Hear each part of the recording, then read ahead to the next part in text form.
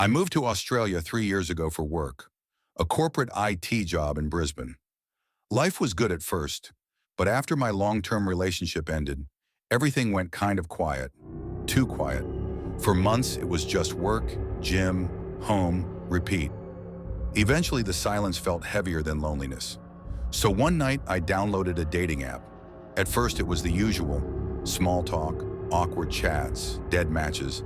But then I matched with her. Her name was Lily.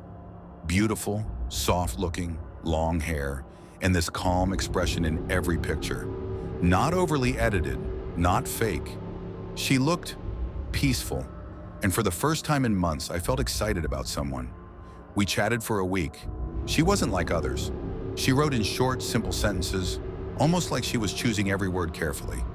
And she always asked about me, my work, my routine, why I moved here, how long I'd been alone. She said she didn't like talking about herself much. I didn't mind. One evening she texted, "Do you want to meet? There's a beach I like. It's quiet at sunset." I said yes immediately. It was late evening when I reached the beach. The sun was on its last stretch, orange fading into deep blue. When I saw Lily standing near the water, I swear my heart stopped for a second. She was beautiful, but not in a normal way. More like she didn't belong in the same frame as the world around her. Her skin was pale in the dying light, her clothes simple, a light dress fluttering even though the wind was barely there. But what struck me was the way she stood, completely still, like she had been waiting for a long, long time. She turned slowly when she heard me. "Hi," she said. Her voice was soft, almost distant, like she was speaking from slightly behind her own body. We walked along the shoreline, talked for half an hour about work, life, leaving home. Every few minutes, she'd ask something personal about me. "Do you live alone? Do you sleep easily? Does anyone check on you at night? Do people notice when you're gone for long?" She asked them casually, smiling.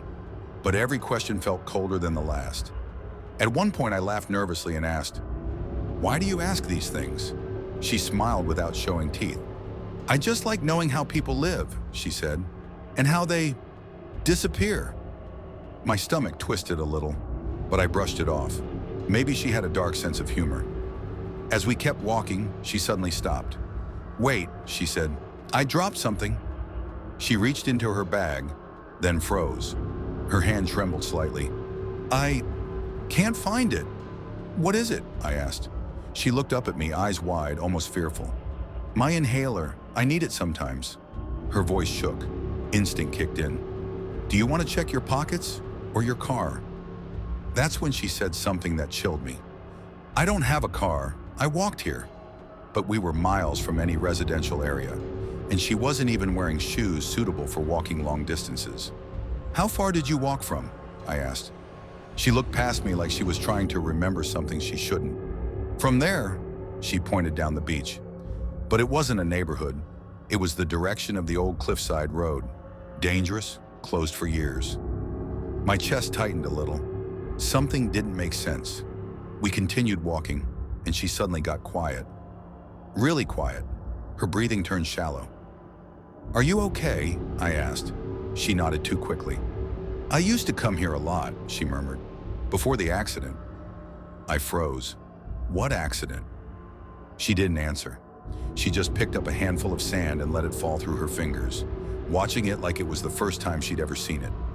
Then she whispered, "I remember drowning. Not here, but close." My heart hammered in my chest. "You drowned?" I asked slowly, unsure whether to believe her or leave immediately.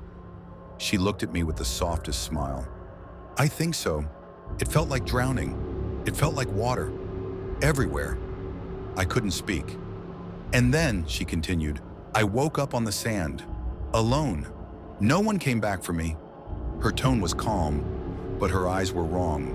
Too calm, too resigned, too empty. The sun was completely gone now. Only the dim blue afterglow remained. We stood facing the water when she suddenly leaned closer to me. "You're warm," she whispered. The way she said it wasn't romantic.